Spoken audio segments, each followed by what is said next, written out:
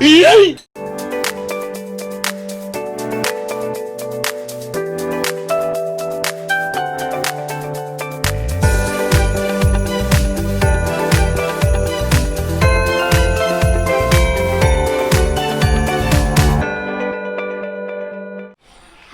everyone! Welcome back to another episode of Bake and Cook with Nila Louise and Isabella Louise. So for today's episode, we are going to make red velvet pandesal. Red velvet pandesal. Okay, so let's start, Bella. First, we are going to make the yeast mixture. So first is Water. Mama. Yeah. Yeah. Yes, very good. Careful. Last is, Sugar. and we give it a stir. Mama, gimme.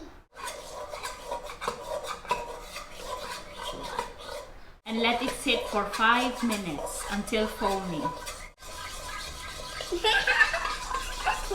Teddy! Mama. Mama. Let's play. Let's play! Next is... Milk. You put... Mama. Yeah. Okay.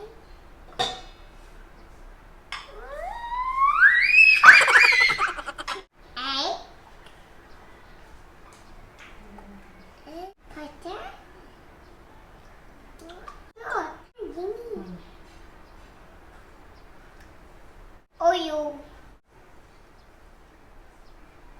Thank you. Thank you.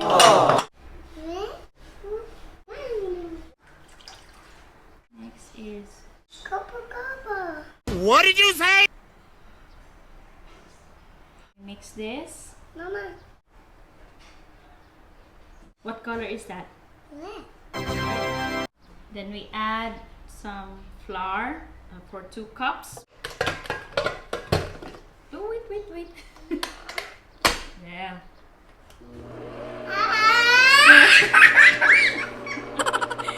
She's really excited. When the mixer is on. Wait. Wow.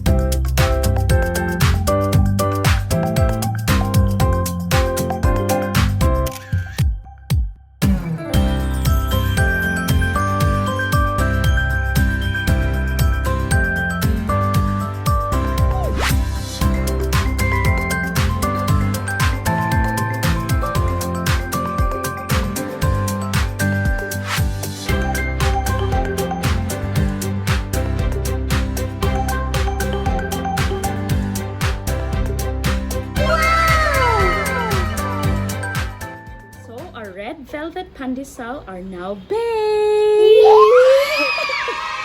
Let's try it already. Are you excited, Bella? Yeah. Yeah. Oh, look at that.